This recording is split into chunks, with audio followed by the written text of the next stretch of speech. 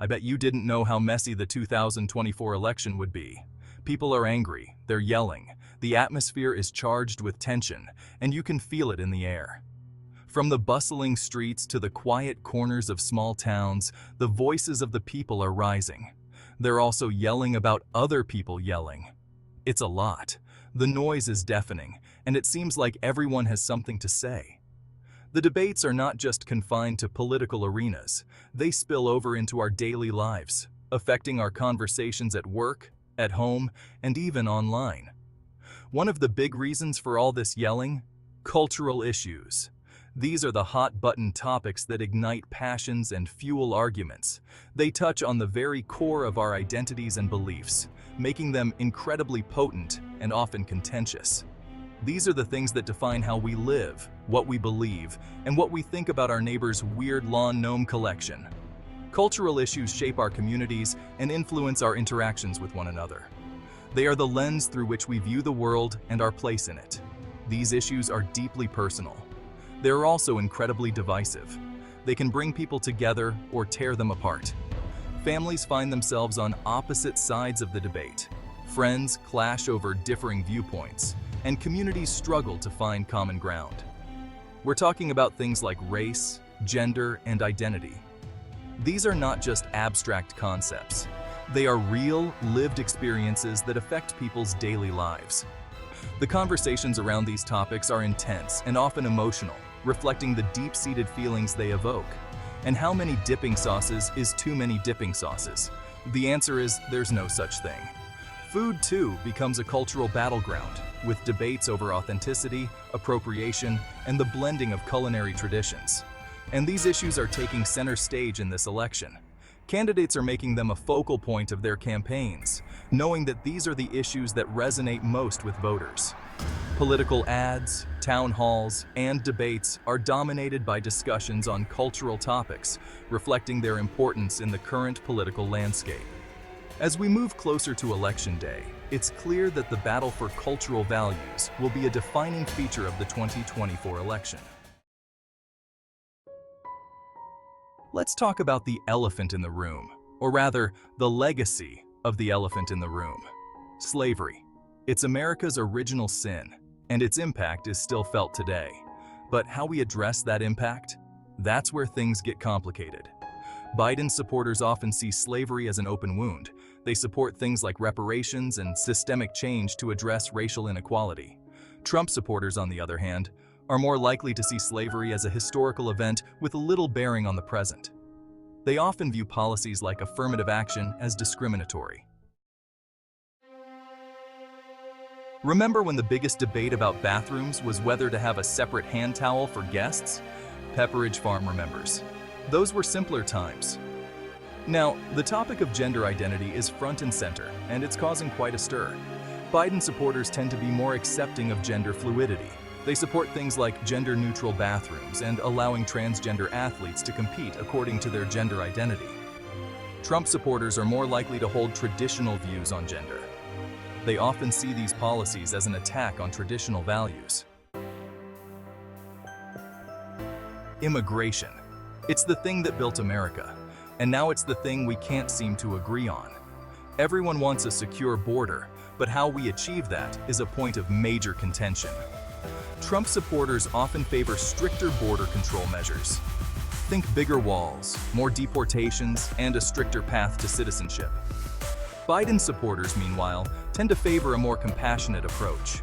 They often support things like a pathway to citizenship for undocumented immigrants already living in the U.S. and more humane treatment of asylum seekers. Section 5. Mental health and contraception. Finding unity amidst division. In today's polarized world, it often feels like we are more divided than ever. But amidst the noise and conflict, there are glimmers of hope, areas where common ground can be found. It's not all doom and gloom. Believe it or not, there are some areas where both sides actually agree. These moments of unity can be powerful and inspiring, reminding us that we are all human, with shared concerns and goals. Believe it or not, there are some areas where both sides actually agree. One such area is mental health. Despite the heated debates and differing opinions on many issues, mental health is something that transcends political boundaries. Take mental health, for example. It's an issue that affects everyone, regardless of political affiliation. Whether you're a Democrat, Republican, or somewhere in between, mental health challenges do not discriminate. It's an issue that affects everyone, regardless of political affiliation.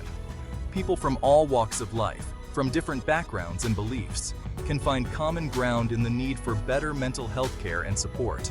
Both Biden and Trump supporters recognize the need for improved mental health care. This shared understanding is a testament to the universal nature of mental health issues.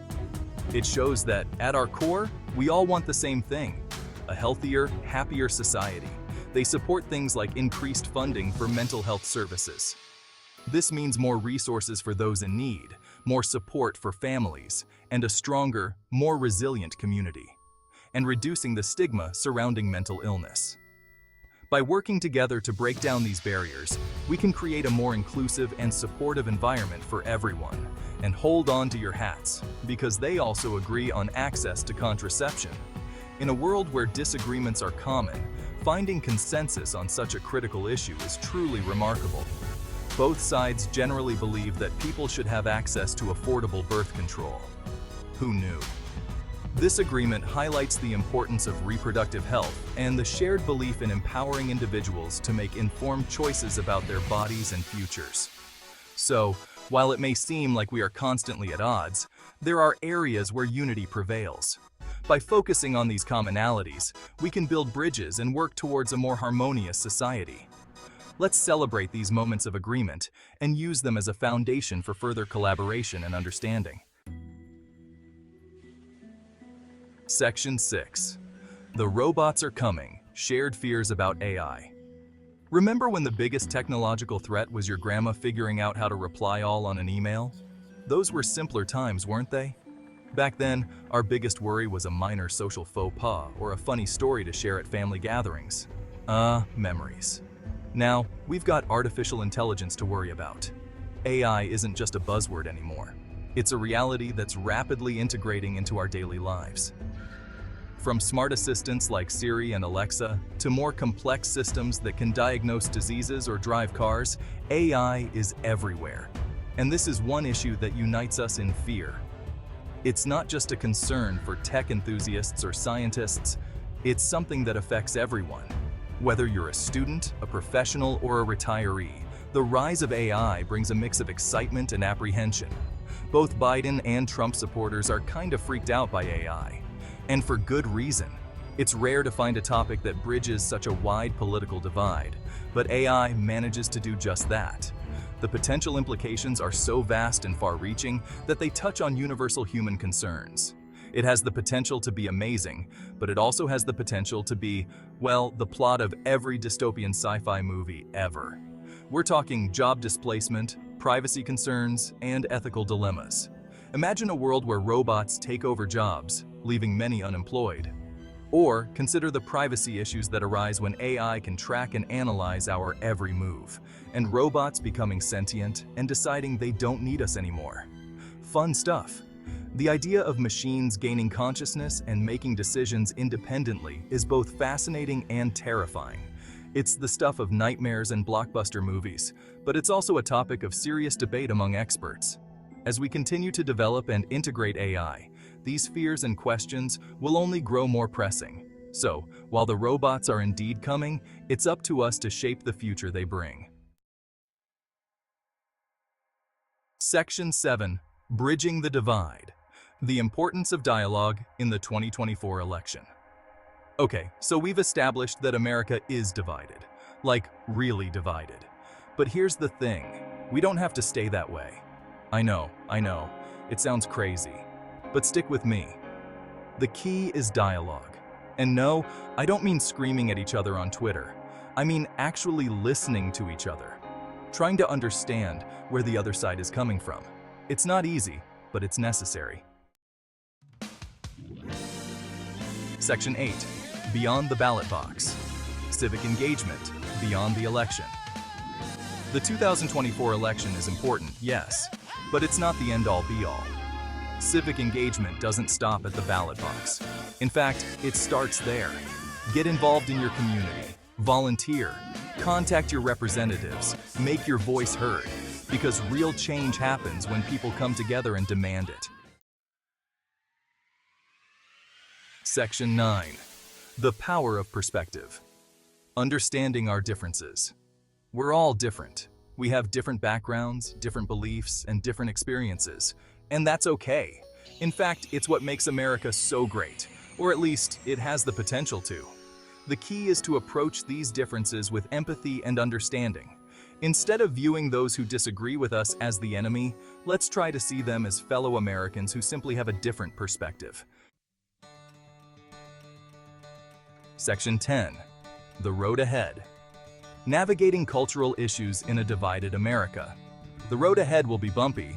There will be disagreements. There will be arguments over dipping sauces. But we can get through this. We've done it before. The 2024 election is important, but it's just one chapter in the ongoing story of America. Let's write a chapter filled with hope, understanding, and maybe even a little bit of compromise. And for the love of all that is holy, let's try to be a little nicer to each other.